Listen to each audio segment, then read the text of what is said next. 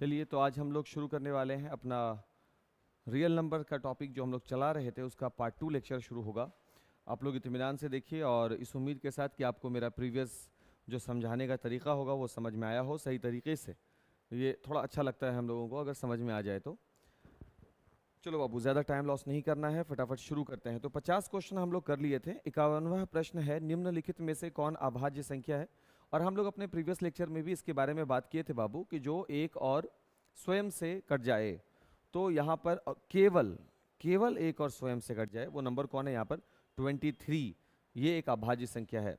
प्रश्न है, यदि 65 और 117 का मासा ये 65m-117 के रूप में हो तो m का मान निकालना होगा। बार बार ये प्रश्न में m छुटा हुआ है, तो m का मान निकालना है। तो बाबू 65 और 117 का मासा ये वैल्यू है, तो बाबू लिटरली 65 और 117 का अगर मासा हम निकालें, यानी मासा किसको बोलते हैं, कल जो अपने प्रीवियस लेक्चर में हम लोग बात किए थे, हम उसमें भी बताया था कि मासा जो होते हैं वो कॉमन वैल्यू होते हैं। तो 65 और 117 का जो कॉमन वैल्यू होगा वो 13 होगा। यानी अगर आप फुर्सत में रहे हैं तो बना करके भी देख लीजिएगा, HCF ऑफ 65 एंड 117, ये जो रिजल्ट है बाबू ये 13 देता है, 13 आता है इसका वैल्यू। ठीक है, तो इसका मतलब ये हुआ कि HCF 13 है। ये मैथमेटिकली प्रूवन है, अभी साबित हुई है, और ये मेरे द्वारा साबित की गई। और ये क्वेश्चन कह रहा है कि वो किसके रूप में है, 65m-117 के रूप में है। यानी ये प्रश्न के अकॉर्डिंग HCF है, ये मैथमेटिकली निकाला गया HCF है, तो दोनों आपस में बराबर होंगे। भाई क्या हम ये कह सकते हैं कि मैथ के द्वारा जो हम बनाए हैं वो रॉन्ग है? बिल्कुल नहीं। और ये तो भाई प्रश्न में ही है, तो प्रश्न वाला तो हम वैसे भी रॉन्ग नहीं करते। तो अब दोनों को इक्वल अगर कर दें तो मैथ में हमको मिल रहा है 65m इज इक्वल टू 117, इधर आ जाएगा, प्लस में हो जाएगा, प्लस में 13 मिल रहा है, तो 65m जो है वो मिल जाएगा 130 और m इज इक्वल टू मिल जाएगा 2। तो यहां पर m का मान कितना निकल कर आ गया बाबू, 2 निकल कर आ गया। देखो तो, चलिए बाबू नेक्स्ट पेज में आइए।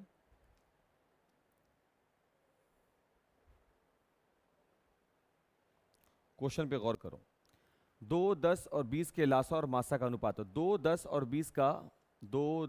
20 का लासा क्या होगा, 2, 5 और 10, और फिर 5 से लगा देंगे 1 और 2, 10 दूना 20 हो गया। और साथ ही मासा, तो 2, 10 और 20 का कॉमन फैक्टर क्या है भाई, 2 है, 10 अनुपात 1 आ गया बाबू, 10 1 का रेशियो हो गया। ठीक, सबसे छोटी भाज्य संख्या, सबसे छोटी भाज्य संख्या 4, प्रीवियस लेक्चर अगर आपको ध्यान हो, और सबसे छोटी अभाज्य संख्या 2 का मासा, तो इन दोनों का मासा क्या होगा भाई, इन दोनों का मासा 2 होगा, कॉमन वैल्यू 2 होगा। यदि अगला क्वेश्चन क्या बाबू, यदि a और b अभाज्य संख्याएं हैं तो a और b का लासा क्या होगा। बाबू दो अभाज्य संख्याओं का लासा इन दोनों का मल्टीपल ही हो जाएगा, तो a b होगा। कैसे, 3 भी एक अभाज्य संख्या है, 5 भी, तो दोनों का लासा क्या हो जाता है, एलसीएम 15 हो जाता है। 2 भी एक अभाज्य संख्या है, 3 भी एक अभाज्य संख्या है, तो इसका एलसीएम क्या हो जाता है, 6 हो जाता है। बेसिकली दोनों का मल्टीप्लाई हो जाता है, इसलिए हम यहाँ पे a b लिख दिया, वो a b के फॉर्म में है। दो लगातार संख्याओं का मासा क्या होता है भाई, वो दो कोई भी लगातार संख्या हो, फॉर एग्जाम्पल एक संख्या 3 है, एक संख्या 4 है, इन दोनों का मासा क्या होगा, एक संख्या 4 है, एक संख्या 5 है, इन दोनों का मासा क्या होगा, एक संख्या 6 है, एक 7 है, इन दोनों का मासा क्या होगा, यानी वो मासा हमेशा 1 होगा। दोनों के बीच में, दो लगातार संख्याओं के बीच में कॉमन क्या हो सकता है, 1 हो सकता है, जो कॉमन है वही उसका आंसर है। ठीक, तो 56 नंबर क्वेश्चन हो गया बाबू, आगे बढ़िए नेक्स्ट। तो अगला क्वेश्चन है 5005 के कितने अभाज्य गुणनखंड होंगे। बाबू आप इसका अभाज्य गुणनखंड कर लीजिए और हमको ये बता दीजिएगा कितने होते हैं। फिर अगला प्रश्न है 6, 8, 22 का लासा और मासा का अनुपात। तो आप पहले 6, 8, 22 का एलसीएम निकाल दीजिए, फिर उसी का HCF निकाल दीजिएगा, दोनों का रेशियो निकाल दीजिएगा। इस तरह के हम दो प्रश्न को डील कर चुके हैं। 96 का अभाज्य गुणनखंड क्या होगा भाई, बनाइए, बनाने के बाद इसमें देख लीजिए 96 का अभाज्य गुणनखंड कैसे बनाएंगे। इस तरीके से बनाते हो ना, 48, इस तरीके से 2 से कितनी बार में 24, ऐसे डील कर लीजिएगा। दो परिमेय संख्याओं के बीच अधिकतम कितनी परिमेय संख्याएं हो सकती हैं बाबू, इनफाइनाइट होती हैं, अनंत अपरिमेय संख्या होती हैं। दो अपरिमेय संख्याओं के बीच में कितनी अपरिमेय संख्या हो सकती है, अनंत। यदि दो संख्याओं का गुणनफल इतना एवं उनका मासा 19 है तो लासा क्या होगा। बाबू दो संख्याओं का गुणनफल, ये फॉर्मूला पढ़े हैं हम लोग कल, दो संख्याओं का गुणनफल इज इक्वल टू उन दोनों संख्याओं का, सॉरी हम इसको थोड़ा अच्छे से बताने का कोशिश करते हैं। दो संख्याओं का गुणनफल इज इक्वल टू उन दोनों संख्याओं का मासा गुने उन्हीं दोनों संख्याओं का लासा। LCM of this, HCF of this बराबर ए गुने बी। अब ए गुने बी का वैल्यू पहले दे रखा है 2166, एचसीएफ का वैल्यू पहले ही दे रखा है 19, तो एलसीएम क्या होगा? एलसीएम वही होगा जब ये बटे में चला जाएगा, यानी 2166 अब बटे 19, 19 से कम 19, 2 और 6, 19 से कम 19, 7 और 6, 19 चौके 76, 114। तो यहाँ पर उन दोनों संख्याओं का लासा जो होगा वो कितना निकल कर आया बाबू? देख लो ध्यान से, 114। नेक्स्ट क्वेश्चन देखिए बाबू ध्यान से, हम इसको थोड़ा सा और इधर ही कर दें। हाँ देखो, अगला सवाल है, यदि a बराबर 10, b बराबर 10, तो लासा ए बी क्या होगा? लासा जो होता है बाबू ऐसे नंबर्स के लिए, एक मिनट, ऐसे नंबर्स के लिए लासा कैसे निकालते हैं? फॉर एग्जांपल a का वैल्यू क्या दिया हुआ है? 2 पे power 3 cross 3 cross 5, b is equal to क्या है? 2 पे पावर 4 क्रॉस 5 क्रॉस 7, है ना? तो इस तरह के नंबर का एलसीएम क्या होता है बाबू? सबसे पहले आपको ये ढूंढना होता है कि इन दोनों नंबर में कौन कौन से नंबर्स का इस्तेमाल किया गया है। तो हम देख पा रहे हैं, जैसा, एक मिनट,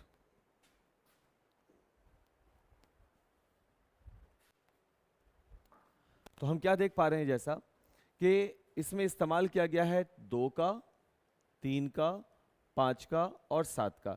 इन 4 नंबर्स का यूज किया गया है। अब इन 4 नंबर्स में हम ये देखेंगे कि किस पर महत्तम घात कितना है। 2 पर महत्तम घात कितना है बाबू? 4 है। 3 है तो 3 पर महत्तम घात कितना है बाबू? 1 है। फिर 5 का भी इस्तेमाल है, उस पर महत्तम घात कितना है? 1 है। और फिर 7 है तो उस पर महत्तम घात कितना है? 1 है। यही मेरा आंसर है बाबू। 2 पे पावर 4 का मतलब 16, 3, 5 और 7, 16 पचे 80, 80 तिया 240, उसको 7 से गुना कर दीजिए, 7 चौक 28, 14 दू 16, 1680। ये इसका आंसर बन जाएगा। डी नंबर ऑप्शन इसका आंसर हो जाएगा। डी इसका आंसर हो जाएगा। आ रहा बात समझ में? तो एलसीएम ढूंढने के लिए हमको देखना होता है कि दिए गए नंबर में कौन कौन से महत्तम घात वाले शामिल हैं। जो नंबर का महत्तम घात जो भी दिया गया होगा वही उसका एलसीएम बनाएगा। जबकि एचसीएम में क्या देखते हैं? केवल कॉमन देखना पड़ता है। 144 के अभाज्य गुणनखंड में 2 का घातांक क्या होगा? तो 144 लिखिए, उसका अभाज्य गुणनखंड बनाना शुरू कर दीजिए। बना लेके देख लीजिएगा कि 2 पर पावर कितने आते हैं, वही उसका घातांक हो जाएगा। ठीक, नेक्स्ट क्वेश्चन बाबू।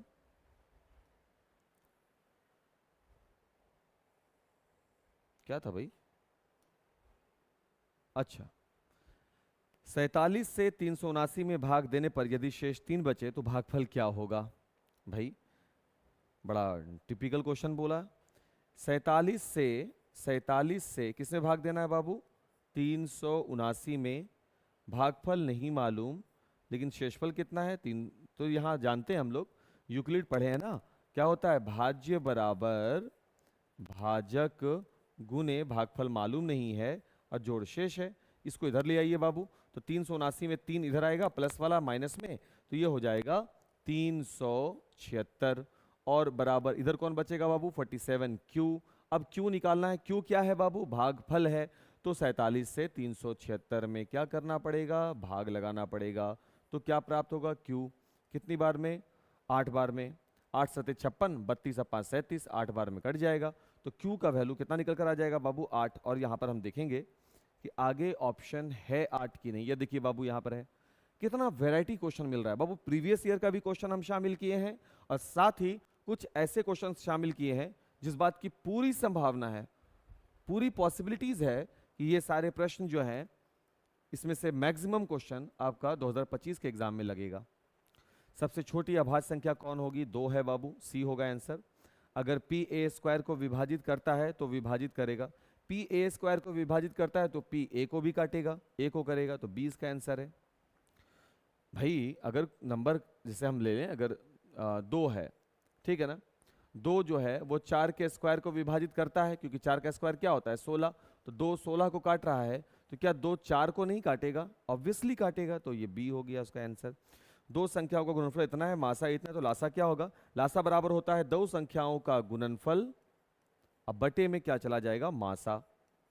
17 पचे 85, 17 एकम 17, 510 इसका आंसर हो जाएगा। इसके बाद बाबू 68 नंबर पे आइए और क्वेश्चन देखिए। किसी पूर्णांक m के लिए सम संख्या का रूप क्या होगा। बाबू कोई पूर्णांक m हो तो सम संख्या का रूप क्या होगा। अगर 2 से हम उसको भाग देंगे, किसी पूर्णांक m में अगर 2 से भाग लगाओ, भागफल q हो तो शेषफल या तो 0 प्राप्त होगा या 1 प्राप्त होगा। 1 तब प्राप्त होगा जब विषम है, 0 तब प्राप्त होगा जब पूरा पूरा कट जाए, यानी सम, क्योंकि सम से भाग लगा रहे आप।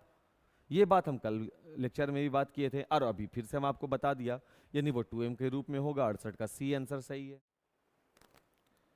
चलिए बाबू अगला क्वेश्चन देखते हैं। किसी धनात्मक पूर्णांक a और b के लिए ab का मासा x नहीं, यहाँ पे 1 होगा, सुधार कर लीजिएगा इसको, यहाँ पर 1 होगा। अगर दो संख्याओं का मासा 1 है तो उनका लासा क्या होगा, a गुने b हो जाएगा। क्यों भाई, दो संख्याओं का मासा 1 तभी होगा जब दोनों संख्याएं क्या होंगी, अभाज्य होंगी, किसी से कटने वाली नहीं होंगी। अब जब दो संख्याएं अभाज्य हैं तो उनका लासा क्या होता है, दोनों संख्याओं का गुणनफल, तो a गुने b उसका आंसर हो जाता है। चलिए बाबू आइए 70 नंबर क्वेश्चन में क्या कह रहा है। पाई क्या है, पाई एक अपरिमेय संख्या है, क्योंकि हम इसको p/q के रूप में नहीं लिख सकते। लिखा जाता है बट लिख नहीं सकते। लिखा जाता का मतलब कि एक संशोधित रूप माना गया है। √5 क्या है सर, √5 एक अपरिमेय संख्या है, शायद वो अगले पेज में पता चलेगा।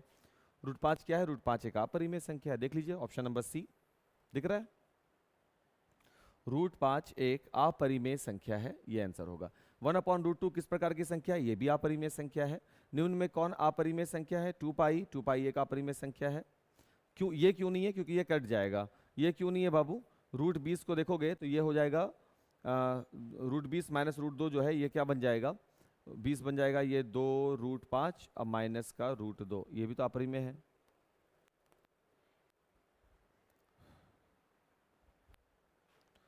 ये हो गया √8, 3 4 दूना 8, 2√2 अपॉन √2, ये परिमेय हो गया बाबू।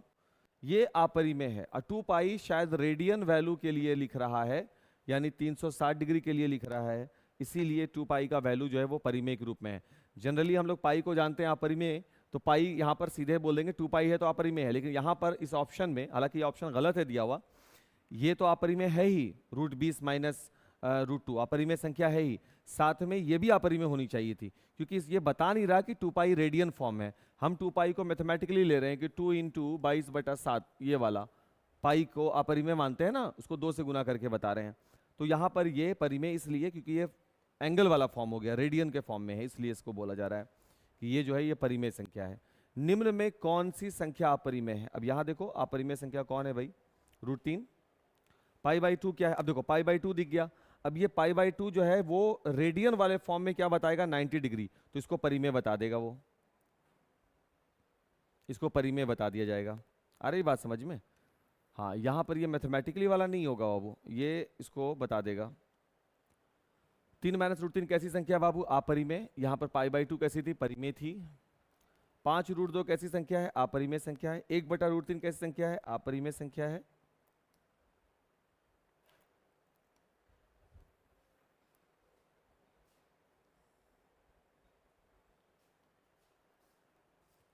√3/√12 कैसी संख्या है बाबू, हल कर दें। √3/√12 को लिख सकते हैं, 2√3 कट गया, 1/2, ये एक परिमेय संख्या है। 6 + √2 कैसी संख्या है बाबू, अपरिमेय संख्या है। यदि n एक प्राकृत संख्या हो तो √n क्या होगा भाई, अगर n एक प्राकृत संख्या है तो वो 2 भी हो सकता है, तो √2 बन जाएगा। अगर n को हम 2 मान लें तो √n क्या बन जाएगा, √2, तो अपरिमेय हो जाएगा। यदि n = 4 है तो √n जो होगा वो एक परिमेय भी होगा। तो संख्या जो है वो कभी हमेशा प्राकृत संख्या नहीं, हमेशा अपरिमेय नहीं, हमेशा परिमेय नहीं, कभी प्राकृत संख्या कभी अपरिमेय संख्या, यानी कभी परिमेय बनेगी कभी अपरिमेय बनेगी। इनमें से कौन अपरिमेय संख्या, देखो ये फिक्स वैल्यू है बाबू, ये भी निश्चित है बाबू, ये भी निश्चित है, ये सारी की सारी परिमेय संख्याएं हैं। इनमें से कोई नहीं सही आंसर होगा, ये सही आंसर है ना, क्योंकि देखो ये भी परिमेय है। 2023/100 कर सकते हो, 103 तो है ही है, इसमें भी इतने नंबर के बाद बटे में उतना 0 बैठा दीजिएगा एक पर, तो ये सारी की सारी संख्याएं परिमेय ही हैं। हमसे पूछा कौन अपरिमेय संख्या है, तो डी आंसर होगा, इनमें से कोई नहीं।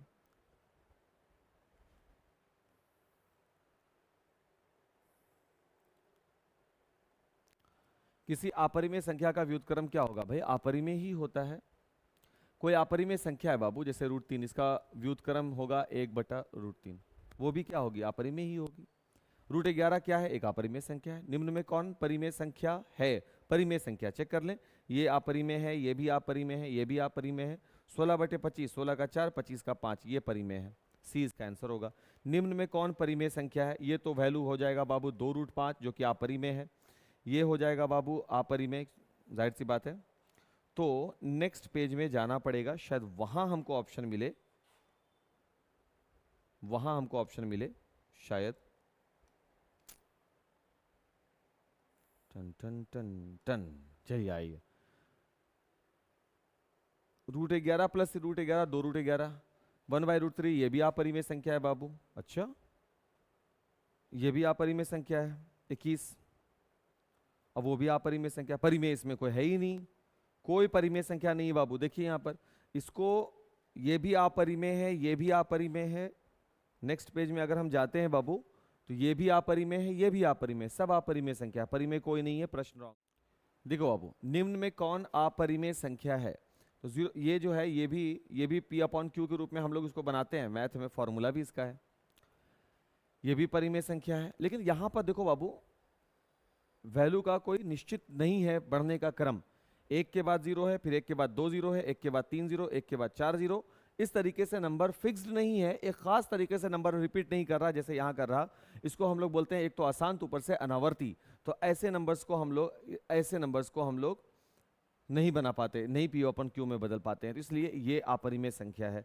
जिनको हम P/Q के रूप में नहीं बदल पाएंगे उसको हम लोग अपरिमेय बोलते हैं, और जिसको हम लोग P/Q के रूप में बदल पाते हैं उसको हम लोग परिमेय बोलते हैं। तो ऐसे नंबर्स को हम लोग P/Q के रूप में नहीं तब्दील कर पाते हैं। 2 और 2.20 के बीच की अपरिमेय संख्या कौन होगी, तो 2 और 2.5 के बीच में कौन होगी, √11 का वैल्यू देख लो कितना होता है, 3 से बड़ा ही होता है। √5 का वैल्यू देख लो, √12 का वैल्यू देख लो, 22 का वैल्यू देख लो, तो हमको पता चलेगा कि √5 का वैल्यू जो है वो 2 और 2.5 के बीच का होता है, इसलिए इसका आंसर बी हो जाएगा। अगर p एक अभाज्य संख्या है तो ये क्या है भाई, जेडी क्या होगी, ये रॉन्ग हो गया, ये रॉन्ग हो गया। हालांकि प्रश्न है कि p एक अभाज्य संख्या है तो √p क्या होगी, तो भाई √p भी एक कैसी संख्या होगी, अपरिमेय। कोई एक अभाज्य संख्या ले लो बाबू 5, तो √5 का वैल्यू क्या होगा, सर √5 एक अपरिमेय संख्या बन जाती है। एक शून्येतर परिमेय संख्या और एक अपरिमेय संख्या का गुणनफल या भागफल, ये क्या है भाई, गुणनफल या भागफल क्या होता, अरे यार, गुणनफल या भागफल क्या होता है, प्रश्न समझिएगा बाबू। परिमेय संख्या का गुणनफल करो या भाग लगाओ, शून्येतर परिमेय संख्या और अपरिमेय संख्या। तो बाबू अगर एक परिमेय संख्या ले लें 4 और एक अपरिमेय संख्या ले लें √2, इन दोनों का गुणनफल करेंगे तो 4√2, इनको भाग लगाएंगे तब भी ये वैल्यू रहेगा। तो वैल्यू दोनों ही पोजीशन में कैसे ही मिलती है, दोनों ही पोजीशन में हमको वैल्यू, एक परिमेय और अपरिमेय का गुणनफल हमेशा अपरिमेय होता है, एक परिमेय और अपरिमेय का भाग हमेशा अपरिमेय होता है। तो जवाब क्या होगा कि अपरिमेय संख्या ही प्राप्त होती है।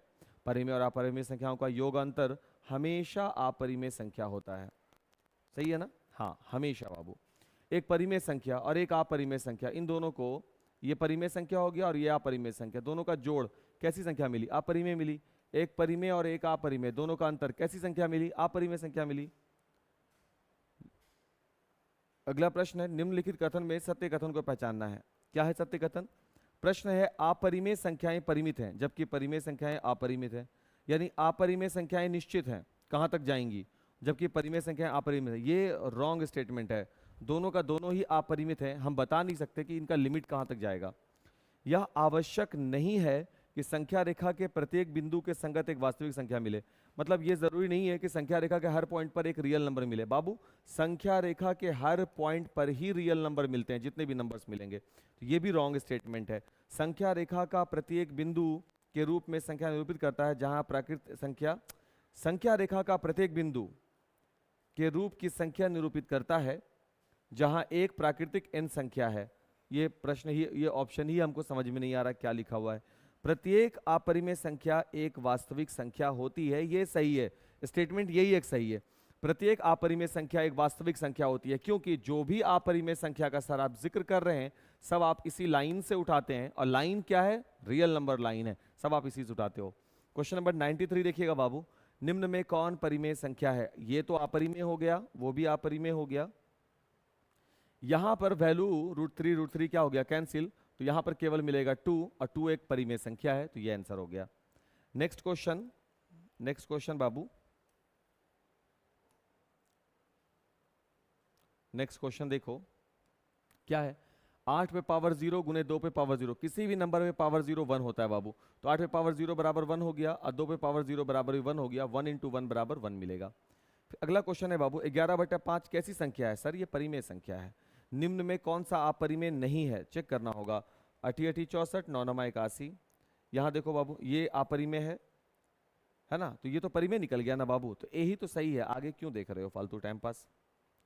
नेक्स्ट क्वेश्चन देखिए बाबू,